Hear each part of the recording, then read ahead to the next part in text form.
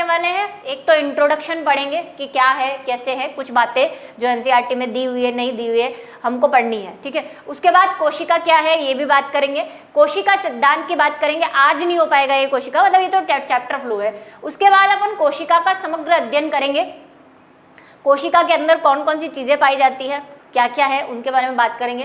Prokaryotic कोशिका के साथ यूकैरियोटिक कोशिका के बारे में भी पढ़ेंगे। इसका कुछ पोर्शन आपने चैप्टर 2 में भी पढ़ा हुआ है, और उसके बाद जो इम्पोर्टेंट क्वेश्चंस रहेंगे अपन उसकी बात करेंगे। आज जो क्लास में पढ़ने वाले हैं वो पढ़ने वाले हैं अपन ये चीज़ें, एक तो कोशिका क्या है, बेसिक अपन कोशिका वाला चैप्टर शुरू कर रहे हैं तो कोशिका क्या है ये जानेंगे। कोशिका का इतिहास क्या है, कैसे कोशिका डिस्कवर हुई, क्या क्या चीज़ें डिस्कवर हुई, उसमें किन किन साइंटिस्ट ने हेल्प की उसके बारे में। फिर कोशिका का अमाप और आकृति क्या है, मतलब साइज कैसा होता है, कोशिका का शेप कैसा होता है उसके बारे में बात करेंगे। और कोशिका की संख्या कितनी होती है एक पर्टिकुलर जीव के अंदर या अलग अलग जीवों के अंदर, इसकी भी बात करेंगे, ठीक है। तो शुरू करें, बात करते हैं इंट्रोडक्शन की। अब इंट्रोडक्शन की शुरुआत, क्योंकि अपन पहले ही एक चैप्टर पढ़ चुके हैं, सजीव पढ़ा था अपन ने, और अपन ने कहा था कि जो सजीव है उनके कुछ गुण होते हैं, कुछ चीजें होती हैं जिसको अपन कहते हैं लिविंग थिंग। कोई भी सजीव है तो अगर हम जैसे मानते हैं कि कोई मकान है तो किससे बना हुआ है, तो हम ये कहते हैं कि जो मकान है वो ईंटों से बना हुआ है, सीमेंट से बना हुआ है। वैसे ही अगर हम किसी सजीव की बात करते हैं, लिविंग थिंग की बात करते हैं, तो अगर हम बोले कि सजीव किससे बने हुए हैं तो हम बात करते हैं कि सजीव कोशिका से बने हुए हैं, मतलब कि सेल से बने हुए हैं। और इसीलिए हम इसको जीवों की इकाई भी कहते हैं, यूनिट। अब यूनिट क्या होता है, बस वही उसी तरह से जैसे अगर अपन एक दीवार बनाते हैं तो दीवार में क्या होती है भाई, ईंटें होती हैं, ये ईंटें हैं। तो अगर मैं बोलूं कि ये दीवार की यूनिट क्या है, इकाई क्या है, इस दीवार की इकाई क्या है, तो मैं ये कहूंगी कि इस दीवार की इकाई है ईंट, यानी कि ब्रिक, ठीक है। वैसे ही अगर मैं सजीव बोलूं कि सजीव है, कोई भी सजीव है, चाहे वो सिंगल सेल्यूलर हो चाहे वो मल्टी सेल्यूलर हो यानी कि बहुकोशिकी हो, तो वो किससे बना हुआ है, तो हम कहेंगे कि जीव जो है वो किससे बना हुआ है, कोशिका से बना हुआ है। यानी कि लिविंग थिंग की क्या है, ये यूनिट है, सजीवों की इकाई क्या होती है, कोशिका होती है। हर कोशिका क्या करती है, वृद्धि और जनन करने में सक्षम होती है, वृद्धि और जनन करने में सक्षम होती है, ठीक है। और कोशिका की संख्या के आधार पर ही हम जीवों को दो कैटेगरी में बांटते हैं जो हमको पता होना चाहिए। एक होती है एक कोशिकीय,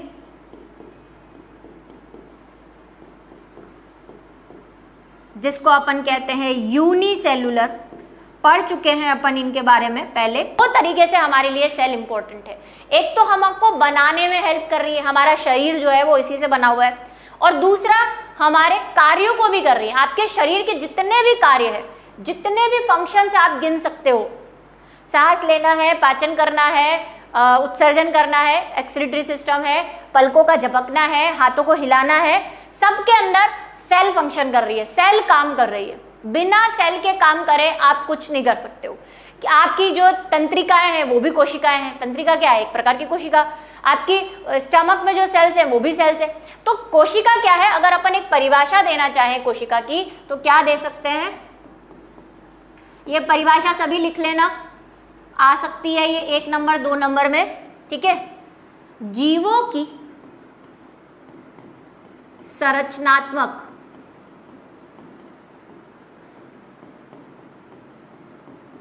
संरचनात्मक का मतलब क्या हो गया भाई, स्ट्रक्चरल,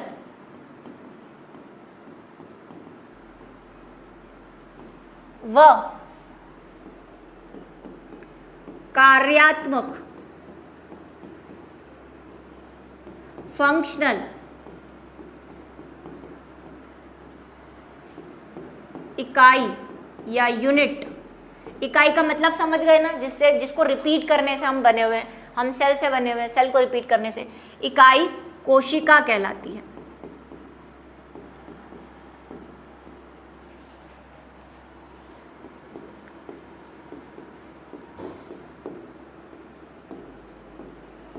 ठीक है, ये इसमें दो नाम आ रहे हैं, वैसे मैंने दोनों समझा दिए। एक तो संरचनात्मक, संरचना मतलब जैसे मैंने कहा कि सभी जीवों की जो संरचना है, जो स्ट्रक्चरल है, जैसे मेरा स्ट्रक्चर है, प्लांट का स्ट्रक्चर है कि प्लांट में पत्ती है, जड़ है, हमारे में स्ट्रक्चर है, कोई अंग है, तो ये सारी चीज़ें किससे बनी हुई है, तो इनकी संरचना में भी सेल है बनने में। संरचना का मतलब बनना, कैसे बने हैं, तो स्ट्रक्चरल भी है। और जैसे कि मैंने कहा हमारे अलग सारे जितने भी काम है बॉडी के, चाहे वो यूनिसेल्युलर का काम हो या मल्टी सेल्युलर का काम हो, जितने भी फंक्शंस हैं बॉडी के अंदर, वो सब किसकी वजह से होते हैं, सेल की वजह से होते हैं। तो इसीलिए हम कह सकते हैं कि जो कोशिका है वो हमारी संरचनात्मक व कार्यात्मक इकाई है। ये हो गई परिभाषा, ठीक है, सेल की। यही परिभाषा आपको लिखनी है अगर आपसे पूछा जाए कि सेल क्या है और या सेल की परिभाषा दे दो।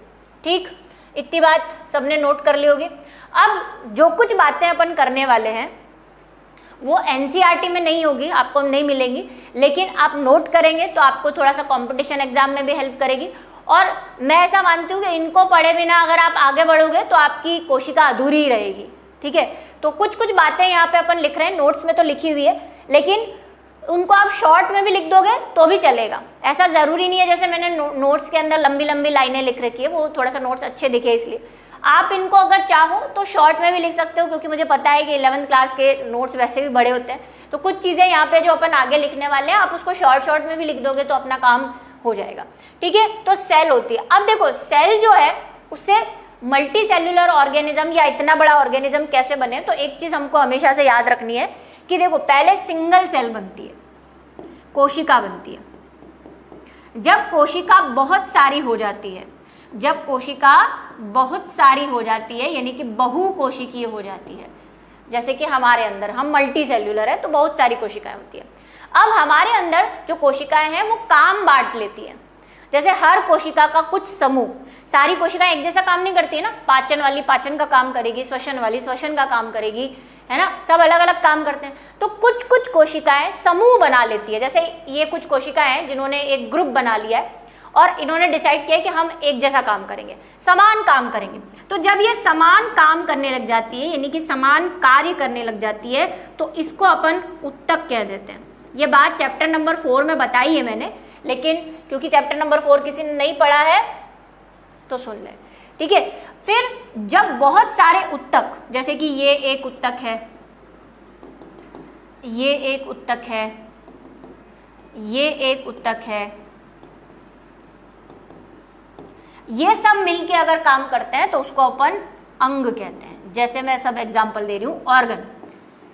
देखो उत्तक क्या हुआ, जैसे मैंने कहा कि स्किन है मेरी, है ना, स्किन एक त्वचा है, तो त्वचा में जितनी भी कोशिकाएं हैं वो एक परत बना रखी है उन्होंने, उन सबका एक जैसा काम है, तो वो क्या हो गई, टिश्यू हो गया, एक उत्तक हो गया।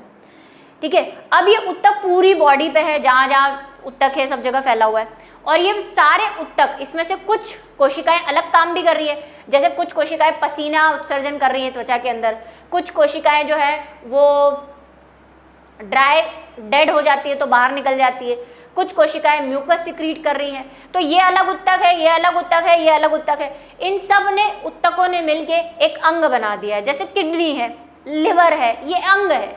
इनके अंदर एक से ज़्यादा प्रकार के उत्तक हो सकते हैं, एक से ज़्यादा प्रकार के टिश्यू हो सकते हैं, तो वो अंग बन जाता है।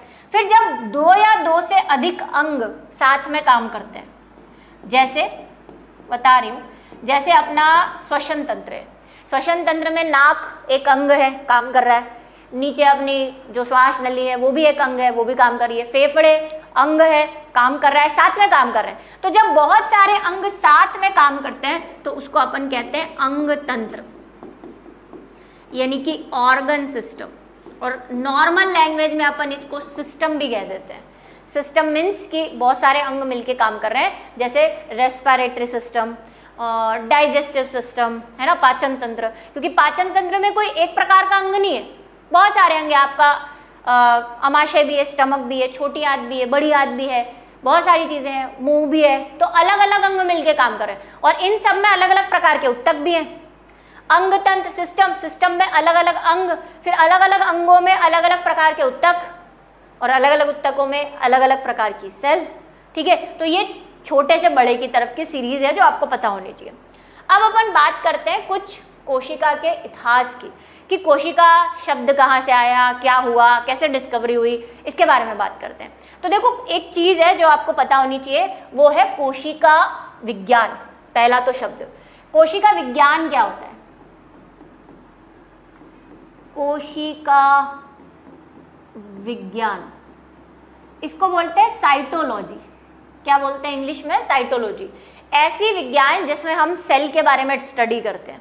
जैसे अपन ने मॉर्फोलॉजी पढ़ी थी, एनाटॉमी पढ़ी थी। एनाटॉमी मतलब शरीर के अंदर की क्रियाओं के बारे में जानते हैं, संरचना के बारे में। मॉर्फोलॉजी मतलब बाहर में। ऐसे अलग अलग ब्रांचेज हैं साइंस की, तो ये भी एक साइंस की ब्रांच है जिसका नाम है कोशिका विज्ञान यानी कि साइटोलॉजी। इसके अंदर अपन क्या अध्ययन करते हैं? सेल के बारे में अध्ययन करते हैं। तो कोशिका विज्ञान व सूक्ष्मदर्शी की खोज का घनिष्ठ संबंध रहा है।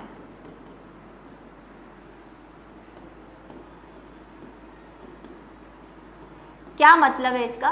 कि कोशिका, क्योंकि हम बोलते हैं कि माइक्रोस्कोपिक है, कोशिका ऐसा नहीं दिखती है जैसे आपकी कोई कोशिका है, आप उसको इतनी सी चमड़ी भी निकालोगे तो उसमें बहुत सारी कोशिकाएं आ जाएगी। कोशिका माइक्रोस्कोपिक है, हमें ऐसे नेक्ड आई से नहीं दिखती, हमको माइक्रोस्कोप में देखनी पड़ती है ज़्यादातर कोशिकाओं को। कुछ कोशिकाएं ज़रूर बड़ी हैं जो हमें दिख जाती है, लेकिन ज़्यादातर छोटी होती है।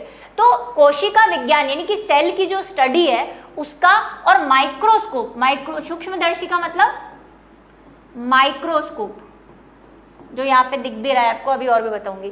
तो माइक्रोस्कोप और साइटोलॉजी का अपने आप में एक घनिष्ठ संबंध रहा है, क्योंकि बिना माइक्रोस्कोप की खोज के या सूक्ष्मदर्शी की खोज के हम सेल का अध्ययन नहीं कर सकते थे। तो जैसे जैसे माइक्रोस्कोप की डिस्कवरी हुई वैसे वैसे सेल के बारे में भी पता लगने लगा, क्योंकि उससे पहले हम सेल को देख पाने में असमर्थ थे, सारी सेल्स को नहीं देख पा रहे थे। तो 15th सेंचुरी के अंदर, 15वीं शताब्दी के अंदर डी विंसी क्या है भाई? एक साइंटिस्ट है। डी विंसी ने लेंसों से, लेंस समझते हो, सभी ने फिजिक्स पढ़ी हुई है, पढ़ते हैं। लेंस आता है, आप वो कॉनकेव और कॉन्वेक्स लेंस की बात करते हो, मिरर की बात करते हो, अपन लेंस की बात कर रहे हैं। मैं चश्मे में भी आता है जो लेंस, तो लेंस के माध्यम से उन्होंने सबसे पहले चीज़ों को बड़ा करके देखने का काम किया था। तो सबसे पहले 15वीं, उसके पहले भी किया होगा लेकिन जहाँ तक हमको ज़रूरी है बस अपन उतना ही जान रहे हैं। तो 15वीं शताब्दी में डी विंसी नाम के साइंटिस्ट थे, उन्होंने लेंसों से वस्तुओं को आवर्धित का मतलब क्या होता है? बड़ा करना, मैग्नीफाई करना, ठीक है, बड़ा करना, आवर्धित करके देखा। वो उनको कुछ भी मिलता था, वो क्या, हम भी जब फर्स्ट टाइम हमने लाइफ में माइक्रोस्कोप देखा था, जब हमें लैब में ले गए थे और ऐसे बताया था एक चीज़ रख के, हमको सबसे पहले चिक सेल और ऐसे बताई थी, ऑनियन सेल्स बताई थी, तो उसमें हमने जब देखना किया तो मैम इधर उधर जाती थी, तो हम फिर हर चीज़ उसके अंदर नीचे रख के देखना सीखते कि ये कैसा दिखता है इसके अंदर, बाल कैसा दिखता है इसके अंदर, ऐसे हमको क्यूरियोसिटी होती थी। तो ऐसे ही इनको भी जब लेंस से चीज़ें बड़ी दिखने लगी तो ये हर चीज़ को लेंस के नीचे रख के देखना शुरू करते थे। तो लेंसों को अरेंज करके, मतलब एक लेंस रखा तो कितना बड़ा दिख रहा है, दो लेंस रखे तो कितना बड़ा दिख रहा है, लेंस को ऐसे रखेंगे तो कैसा दिखेगा, उल्टा रखेंगे तो कैसा, इस तरह से ये स्टडी करते रहते थे। उसके बाद 1590 में 1590 में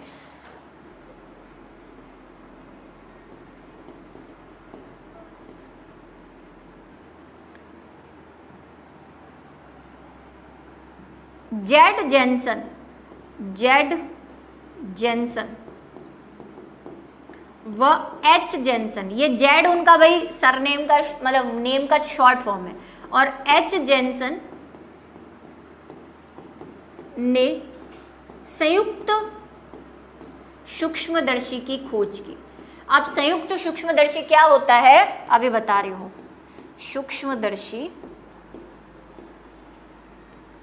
की खोज की, इसको शॉर्ट में लिख लेना, बड़ी बड़ी लाइनें लिखना जरूरी नहीं है। देखो पहले जो माइक्रोस्कोप हुआ करते थे ना, वो कुछ इस तरीके के थे, ऐसे, जो वहाँ पे एक कॉर्नर पे भी था, ऐसा था, जिसमें एक लकड़ी का ऐसा टनल था और यहाँ पे एक लेंस लगा लेते थे, यहाँ पे एक लेंस लगा लेते थे और देखते थे उसको मैनेज करके। उसके बाद थोड़ा सा और एडवांस गए तो कुछ इस तरह के माइक्रोस्कोप देखने को मिले, ज़्यादा कुछ इसमें इक्विपमेंट नहीं थे। ये सरल सूक्ष्मदर्शी कहलाते हैं। सरल भी नहीं है, ये उससे भी सरल है क्योंकि बहुत पुराने, लेकिन फिर भी आप सरल सूक्ष्मदर्शी कह सकते हो। हालांकि सरल सूक्ष्मदर्शी भी कुछ अलग होता है, इस तरीके का होता है थोड़ा बहुत, ठीक है। सिंपल माइक्रोस्कोप कहते थे, इसमें ज़्यादा तामझाम नहीं थे। आपके लैब में भी होगा ये, अगर स्कूल की लैब है तो उसमें भी आपको सिंपल, मतलब ऐसा नहीं होगा एग्जैक्ट, मैंने कहा थोड़े से चेंज है। एक सिंपल सी एक ट्रे जैसा रहता है उसमें और ग्लास लगा हुआ रहता है, बस उस ग्लास को ऐसे झुका के देख लो, इतना सही उसमें होता है, बाकी कुछ नहीं होता है। इस तरह का ज़्यादा देखने को मिलेगा। तो ये सरल सूक्ष्मदर्शी थे, उस टाइम पे इस तरह से अरेंज करके चीज़ों को देखा जाता था।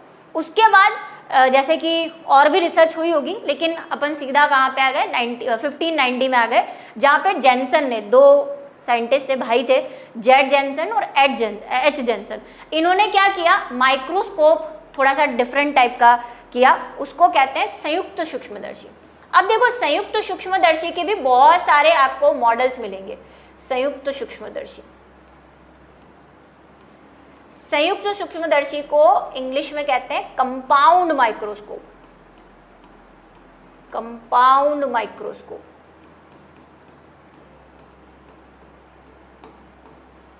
कंपाउंड माइक्रोस्कोप का ये तो बहुत ज़्यादा लेटेस्ट वर्जन है। अपने स्कूल में आपने देखा होगा, वो एक लंबा सा डंडा होता है, जो मेरे पास भी देखा होगा। मैंने भी जितने प्रैक्टिकल कराए हैं, आपने मेरे प्रैक्टिकल देखे होंगे सारे, नहीं देखेंगे तो देखेंगे, डले हुए हैं एप्लीकेशन पे भी, यूट्यूब पे। उसमें जो मैं एक माइक्रोस्कोप यूज़ करती हूँ वो कंपाउंड वाला है, संयुक्त सूक्ष्मदर्शी है। ज़्यादातर स्कूल वगैरह में वैसा वाला या ऐसा वाला, दोनों में ज़्यादा कोई डिफरेंस नहीं है, बस वही है। जैसे मॉडल्स आते हैं, मोबाइल के अलग अलग मॉडल आते हैं, वैसे ये मॉडल है अलग अलग, लेकिन है ये कंपाउंड ही। इसकी कुछ पावर होती है कि ये 1000 मतलब 1000 गुना बड़ा कर सकता है, इतनी ज़्यादा कोई पावर इनकी नहीं होती है। लाइट माइक्रोस्कोप भी कहलाते हैं ये, लाइट मतलब प्रकाश सूक्ष्मदर्शी, क्योंकि ये लाइट जो आती है, सनलाइट, इनको अंधेरे में नहीं यूज़ कर सकते आप। अगर आप स्कूल के अंदर कमरे में यूज़ कर रहे हो तो सामने से इसका एक ग्लास लगा होता है, जैसे यहाँ पे थोड़ा सा अलग टाइप का ग्लास है, नहीं तो यहाँ पे ग्लास लगा होता है, उस ग्लास पे लाइट आनी चाहिए तभी आपको चीज़ दिखेगी, वरना दिखेगी। स्कूल में भी खिड़की के पास रख के देखना पड़ता है अगर रूम में लाइट नहीं होती है तो, या फिर ऐसी जगह पे जहाँ पे लाइट आ रही हो सामने से, वहाँ देखना पड़ता है। तो सरल सूक्ष्मदर्शी की खोज हुई, उसके बाद चीज़ें और बड़ी, डिस्कवरी और बड़ी सेल से रिलेटेड। फिर एंड अभी जो अपन बात करते हैं वो बात करते हैं इलेक्ट्रॉन सूक्ष्मदर्शी की।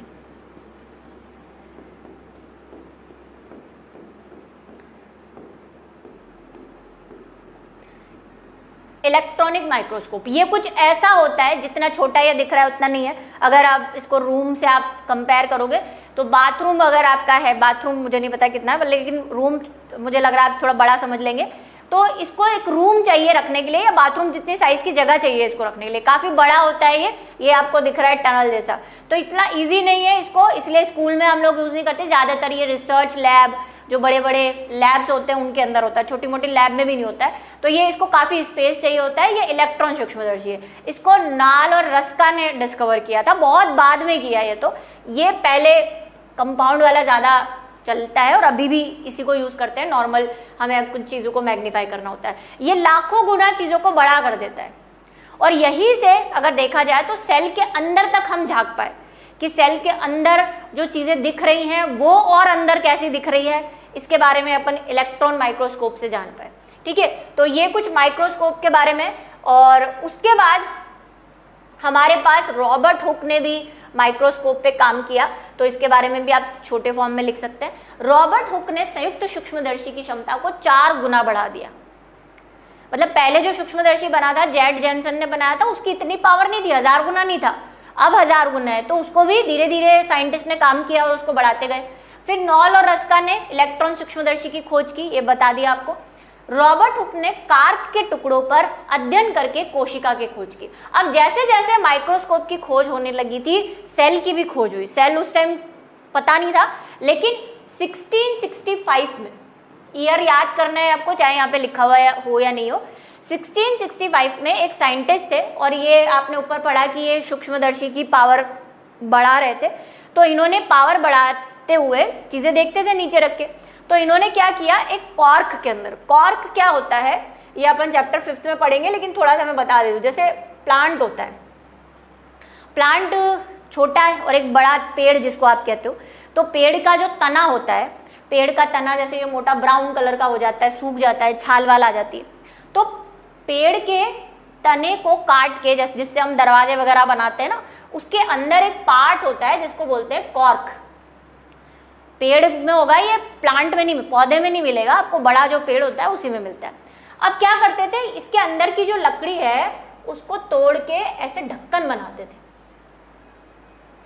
अब ये ढक्कन क्या काम आते थे, ये कांच की बोतलों में, आपने पुरानी मूवीज वगैरह देखी होगी है ना, जहाँ पे वो शीप के अंदर ले जाते हैं चीज़ों को, जहाज़ों के अंदर, टैंकर में, तो यहाँ पे कांच की बोतल होती थी ऐसी, उसको कवर करने के लिए। उस टाइम प्लास्टिक तो था नहीं, तो ग्लास की बोतल को ऐसे बंद करने के लिए ये ढक्कन यूज किए जाते थे।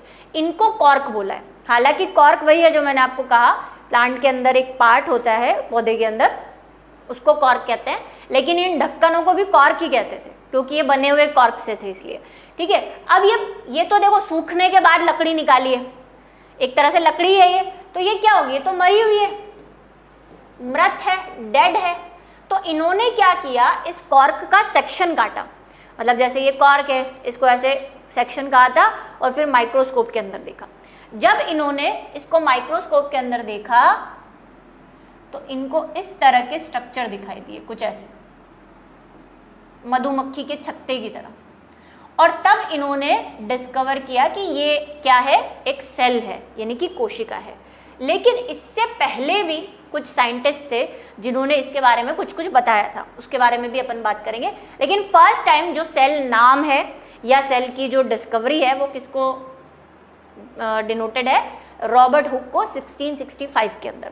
और इन्होंने जो सेल देखी थी वो मरी हुई थी, ये भी याद रखिए, मृत थी, ये डेड थी, इसलिए ज़्यादातर इनको इसके अंदर कुछ दिखा नहीं, सिर्फ ऐसे कक्ष जैसी संरचना दिखी, चैम्बर है ये, ऐसा लगा इनको कि कोई चैम्बर जैसी चीज़ है, कोई कमरा है, और इसीलिए इसको नाम क्या दिया गया, सेल। सेल का मतलब ही होता है चैम्बर, कोष्ठ, कक्षक, जो भी आप कहना चाहें, तो यहाँ पे सेल नाम दे दिया गया।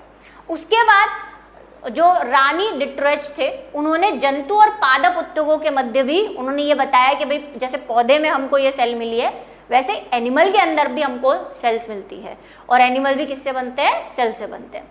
लेकिन रॉबर्ट हुक की भी रिसर्च से पहले 2-3 साइंटिस्ट के नेम है, अभी मैं आपको बताऊंगी, उसकी बात अपन करेंगे। और वो है, एक तो हमारे पास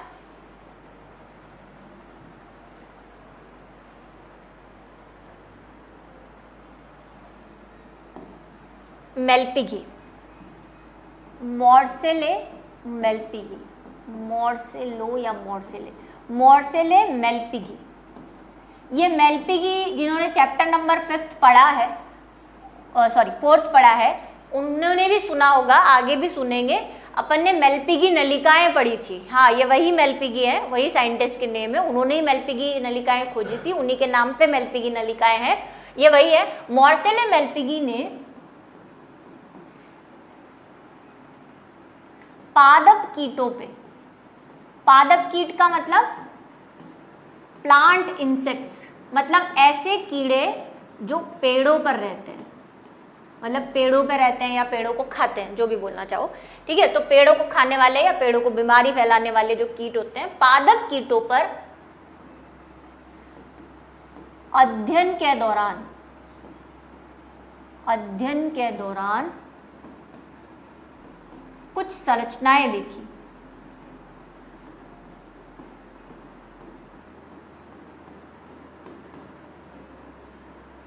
जिसे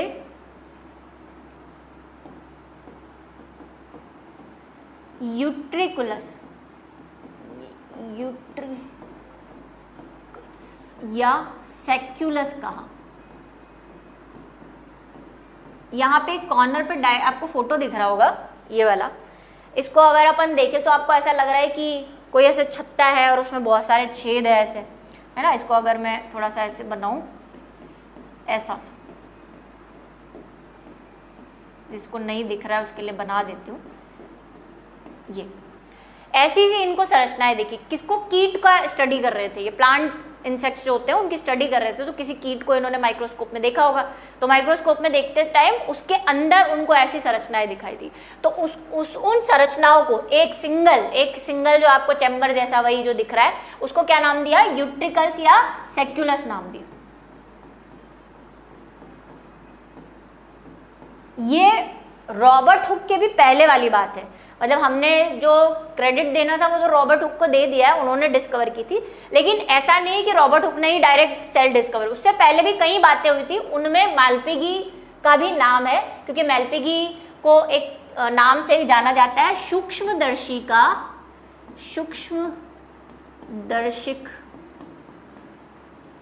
शारीरिकी का जनक कहा जाता है इनको,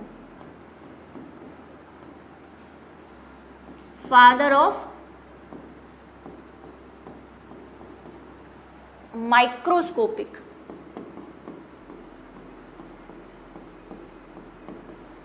एनाटॉमी। और ये जो मैंने लिखा है ये नीट में क्वेश्चन आ चुका है, इसलिए ध्यान रखें, जनक कहा जाता है।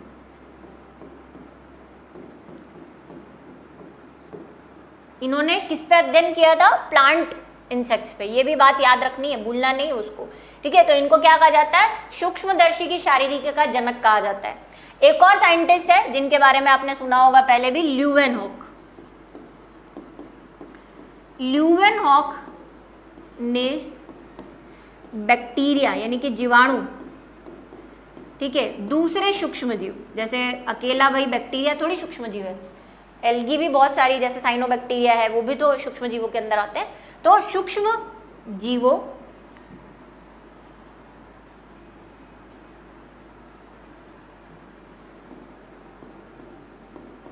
व शुक्राणुओं पर अध्ययन किया। शुक्राणु मतलब sperm,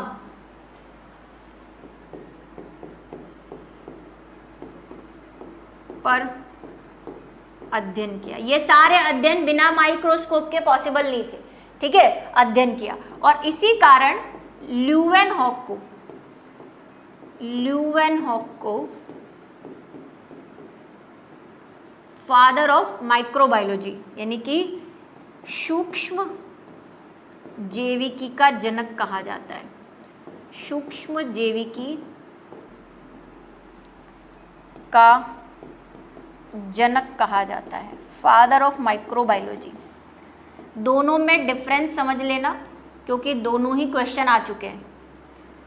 microbiology, father of microbiology, और इनको फादर ऑफ माइक्रोस्कोपिक एनाटॉमी। ये दोनों ही क्वेश्चन आ चुके हैं। इसमें से ये वाला क्वेश्चन आपको ज़्यादातर 11th में मिलेगा, ल्यूवेनहॉक वाला। 11th में ये वाला क्वेश्चन आपको थोड़ा सा कम देखने को मिल सकता है, नीट में आया हुआ है, लेकिन बातें दोनों ही ध्यान रखनी है। मेल्पिगी को फादर ऑफ माइक्रोस्कोपिक एनाटॉमी कह रहे हैं और इनको कह रहे हैं फादर ऑफ माइक्रोबायोलॉजी। दोनों में फ़र्क है, हिंदी में देखो चाहे इंग्लिश में देखो, दोनों में फ़र्क है। इन्होंने एनाटॉमी पे स्टडी किया है। एनाटॉमी मतलब आंतरिक संरचना। जैसे हमने कहा कि इन्होंने कीटों पे, कीट के अंदर की जो संरचनाएं थी उसको माइक्रोस्कोप से स्टडी किया है, इसीलिए। और इन्होंने क्या किया है, इन्होंने माइक्रोबायोलॉजी, जो माइक्रो ऑर्गेनिज्म है जैसे बैक्टीरिया है, स्पर्म है और अदर ऑर्गेनिज्म है जो छोटे होते हैं, उन पे स्टडी किया है, इसलिए इनको फादर ऑफ माइक्रोबायोलॉजी कह रहे हैं, ठीक है। दोनों में डिफरेंस है। अब जैसे ही वही रॉबर्ट हुक ने किसकी खोज की, सेल की खोज की, धीरे धीरे वही माइक्रोस्कोप की खोज के साथ दूसरी चीज़ें भी होने लगी। तो जैसे कि रानी डिट्रियज थे, उन्होंने बताया कि प्लांट और एनिमल दोनों सेल के बनते हैं। उसके अलावा फिर केंद्रक की खोज भी हुई, जो किसने की, रॉबर्ट ब्राउन ने की। ये अपन अलग से केंद्रक पढ़ेंगे तब फिर आ जाएगा। ऐसे ही जीव द्रव्य की खोज किसने की, वो भी लिख लो, जीव द्रव्य, जिसको अपन साइटोप्लाज्म या प्रोटोप्लाज्म कहते हैं। प्रोटोप्लाज्म लिखना ज़्यादा बेटर है मेरे हिसाब से, ठीक है, क्योंकि उन्होंने प्रोटोप्लाज्म की थी। प्रोटोप्लाज्म की खोज जो है पुरकिंजे ने की थी। पुरकिंजे साइंटिस्ट का नाम है, ठीक है, तो पुरकिंजे ने की थी। ये देखो, वो जो छोटा सा आपको साइड में दिख रहा था अभी बड़ा हो गया है, तो ये उनको ऐसे कीट की जब स्टडी कर रहे थे, वो इंसेक्ट की स्टडी कर रहे थे, तो ऐसे उनको अंदर यहाँ पे ऐसे कक्षक दिखे थे जिसको उन्होंने क्या बोला था, यूट्रिकल्स या सेक्युलस। और ओरिजिनली देखना चाहते हो, ये तो फोटोग्राफिक है, ये ओरिजिनल है, मतलब माइक्रोस्कोप के अंदर ऐसा दिख रहा था। इसी को थोड़ा बेटर वर्जन है, ये रियलिटी है, ये बनाई हुई है, ऐसा है, फोटोग्राफ बनाया हुआ है, ये ऐसा दिख रहा था। तो इसमें थोड़ा सा अगर आपको नहीं दिख रहा हो तो ऐसे बड़ा करके भी देख सकते हो। तो इस तरह से उनको अंदर ऐसे छोटे छोटे छेद दिख रहे थे या कक्ष दिख रहे थे, जिनको उन्होंने क्या बोला था, यूट्रिकल्स या सेल्यूकस, मेलपिगी को, ठीक है, उन्होंने नाम दिया था ये दोनों। बाकी रॉबर्ट हुक ने तो सेल नाम दिया था और हम सेल नाम ही फॉलो करते हैं। बात करते हैं अपन कोशिका अमाप की, कोशिका किस किस साइज की हो सकती है या कौन कौन से साइज की हो सकती है। तो पहले तो हमने कहा कि कोशिका कैसी है, सूक्ष्मदर्शी है, ज्यादातर कोशिकाएं सूक्ष्मदर्शी है। तो कोशिकाएं कैसी हैं, कोशिका छोटी व सूक्ष्मदर्शिक है, मतलब कि बिना माइक्रोस्कोप के ज्यादातर आप कोशिका को नहीं देख पाएंगे, कुछ कुछ को देख सकते हैं, अभी बता रही हूँ कौन कौन से देख सकते हो।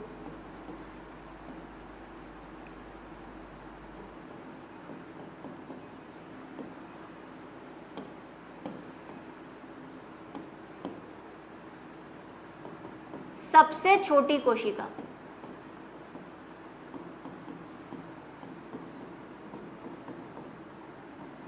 माइकोप्लाज्मा की है, माइकोप्लाज्मा,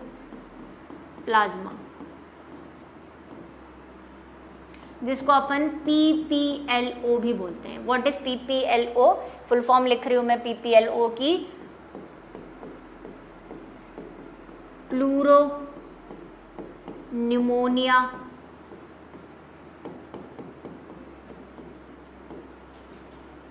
लाइक ऑर्गेनिज्म।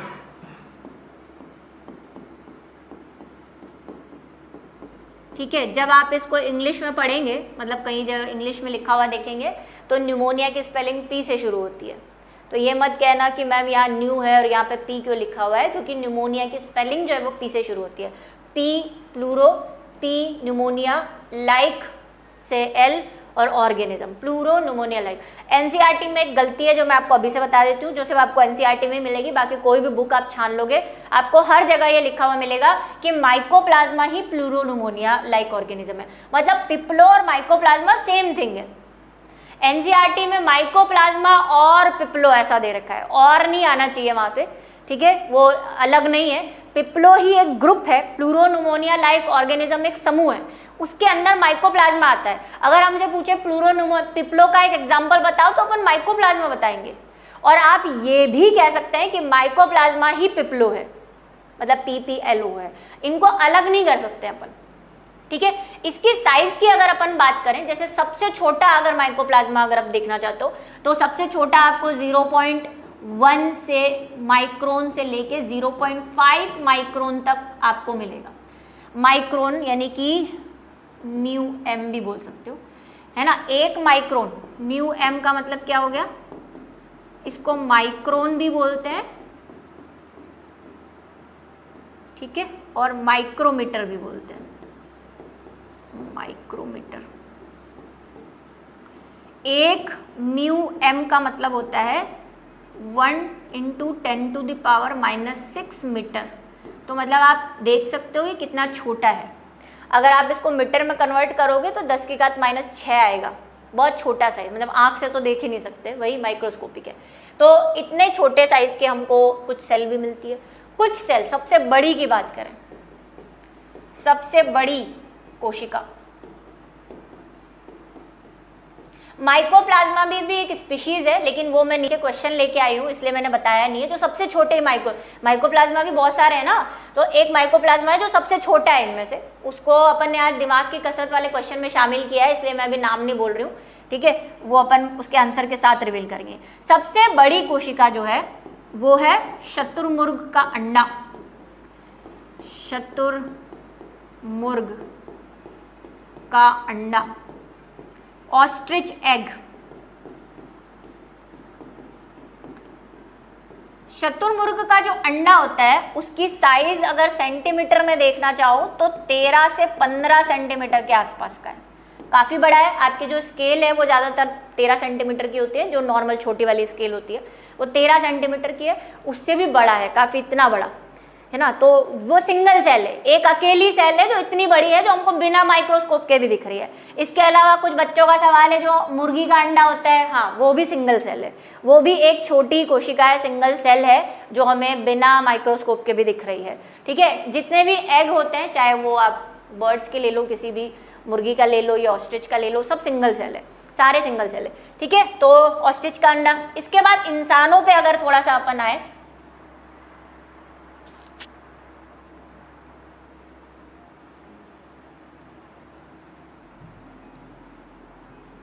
इंसानों की बात करें तो इंसानों में कुछ कोशिकाएं बहुत ही लंबी हैं, जैसे कि तंत्रिका कोशिका। ये सारी चीज़ें आगे फिर आएंगी कहीं ना कहीं, जब अपन अलग अलग पढ़ेंगे ना चैप्टर्स, फिर से ये आएंगी, तो एक बार में लिख लो तो बेटर है।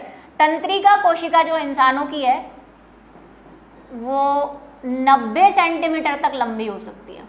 अब 13 सेंटीमीटर तो आपको पता है स्केल है, 90 सेंटीमीटर आप इमेजिन कर सकते हो कितनी लंबी होगी, है ना। और तंत्रिका के बारे में आप 10th में पढ़ के आए हो, तो मेरे को नहीं लगता कोई इससे अनजान है।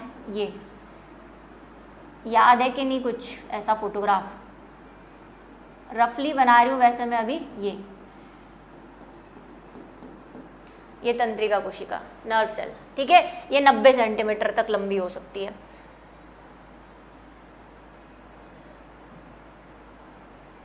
और कुछ, ठीक है, सब काफ़ी है, इतना ऐसा तो बहुत सारा है। एक सिंगल सेल शैवाल के बारे में हम ऑलरेडी पढ़ चुके हैं। एक कोशिकीय सबसे बड़ा शैवाल, एक कोशिकीय सबसे बड़ा शैवाल, ये भी पढ़ा हुआ है अपन ने। एल्गी, शैवाल मीन्स एल्गी, वो क्या है भाई, एसिटोबुलेरिया, जिसका फोटोग्राफ बताया हुआ है मैंने पीछे वाले चैप्टर में। तो इतनी बातें बहुत होगी। नेक्स्ट पे आ जाते हैं आकृति पे, साइज क्या है या शेप। साइज की बात हो गई, शेप की बात करते हैं। कोशिका का शेप कैसा हो सकता है। अब देखो, कोशिका हमको अलग अलग शेप की मिल सकती है। ये गोलाकार भी हो सकती है, ये घनाकार भी हो सकती है। घन तो समझते हो, मैथ्स पढ़ते हो, पढ़ी है कभी, क्यूब शेप जिसको आप बोलते हो। घनाकार भी हो सकती है, ये लंबी भी हो सकती है, लंबी नलिकाकार, नलिकाकार। बहुभुज भी हो सकती है,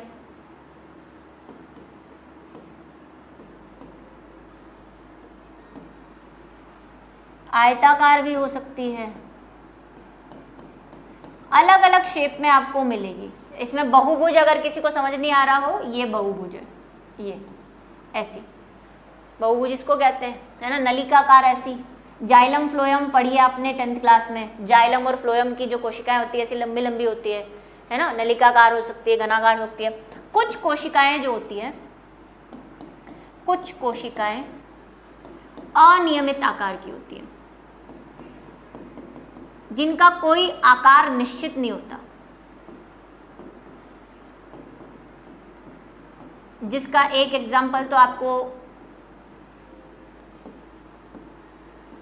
पता ही है, अमीबा। ठीक है, इसके अलावा एक और होती है ल्यूकोसाइट। ल्यूकोसाइट के बारे में अभी ज़्यादा जानकारी आपके लिए हानिकारक हो जाएगी, लेकिन मैं थोड़ा सा आपको आइडिया दे देती हूँ ल्यूकोसाइट क्या होती है। हमारे ब्लड के अंदर आरबीसी होती है, डब्ल्यूबीसी होती है। डब्ल्यूबीसी के प्रकार होते हैं बहुत सारे, तो उन प्रकारों में एक प्रकार आता है ल्यूकोसाइट। अभी के लिए इतना काफ़ी है, बाकी आगे चैप्टर में अपन बात करेंगे तो समझ में आ जाएगा क्या होती है ल्यूकोसाइट। ठीक है, डब्ल्यूबीसी के टाइप के अंदर आती है। तो अमीबा है, ल्यूकोसाइट है, इनका आकार अनिश्चित होता है, चेंज करती रहती है ये शेप। अमीबा चेंज करता रहता है, ल्यूकोसाइट भी चेंज करती रहती है। तो आकृति की बात हो गई है। उसके बाद आता है संख्या पे, कि संख्या कितनी हो सकती है। आप इनको छोटे छोटे फॉर्म में लिख दो, जरूरी नहीं आप हेडिंग बना के लिखो, आप बॉक्स बना के लिख सकते हो। जैसे मैंने नोट्स में काफ़ी लाइंस लिख रखी है, आप उसको छोटा करके लिख सकते हो, क्योंकि कंपटीशन एग्जाम या उसके लिए इंपॉर्टेंट है। ज़्यादा एनसीईआरटी में कुछ इसके बारे में दे नहीं रखा है, लेकिन क्योंकि अपन इंट्रोडक्शन पढ़ रहे हैं, कम से कम हमें कुछ बेसिक चीज़ें तो पता हो सेल के बारे में। ऐसा नहीं कि बस सेल पढ़ ली, छुट्टी, सिलेबस में थी उतना पढ़ के निकल लिए, बाकी सब गोल, ऐसा नहीं होना चाहिए। कुछ तो नॉलेज जो बेसिक सा है वो होना चाहिए। संख्या की बात करें तो अगर एक कोशिकीय जीव है,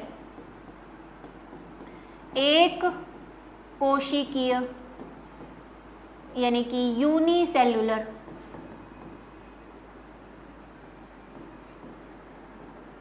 जीवों में कोशिका की संख्या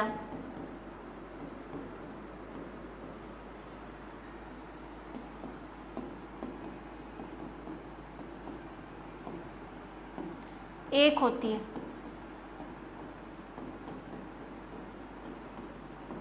परंतु बहुकोशिकीय जीवों की अगर बात करें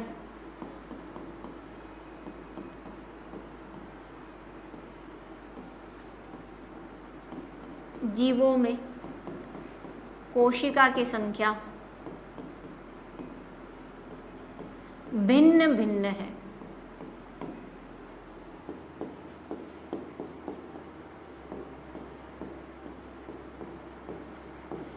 इसका क्या मतलब है, जैसे मैं हूँ, है ना, कॉमनली अगर अपन इंसानों की बात करें, अब जो मेरा वेट है, जो मेरी हाइट है, जैसा मेरा शरीर है, उसके हिसाब से मुझ में कोशिकाओं की संख्या होगी। ज़रूरी नहीं कि मुझ में जो कोशिकाओं की संख्या हो आप में भी एग्जैक्टली वही हो, क्योंकि मेरा वेट क्या है, मेरे पास आरबीसी कितनी है, डब्ल्यूबीसी कितनी है, ब्लड कितना है, बोन्स कितनी है, क्या उसका वेट है, अंदर सेल्स कितनी है, मेरा शरीर का आकार क्या है, उसके अकॉर्डिंगली हमारी संख्या जो है वो चेंज होती रहेगी। चाहे वो कोई भी हो, कोई भी प्लांट हो, कोई भी एनिमल हो, तो उसमें अलग अलग होगी। हर जीव के अंदर थोड़ा बहुत चेंज लगेगा। लेकिन एक अगर अपन अंदाज़ा लेना चाहें तो अपन ये कह सकते हैं कि अगर कोई 60 kg का व्यक्ति है, ठीक है, अगर कोई 60 kg का व्यक्ति है तो उसमें लगभग 60 × 10⁻15 जो है वो क्या होगी, कोशिकाएं हो सकती हैं। आंकड़ा बहुत लंबा है, फुर्सत में इसके 0 गिन लेना, 15 है पीछे, ठीक है, तो इतने हो सकते हैं। उसमें भी अगर अपन आरबीसी देखना चाहें तो इसकी आधी कर दो, 30 × 10⁻7 या 8 ले लो, उतनी तो आरबीसी निकल जाएंगी। तो डिपेंड करेगा कि वही जैसे मैंने कहा साइज, शेप, और उस पर डिपेंड करता है कोशिकाओं की संख्या कितनी है। तो ये कोशिकाओं की संख्या जो है अलग अलग जीवों में अलग अलग होती है।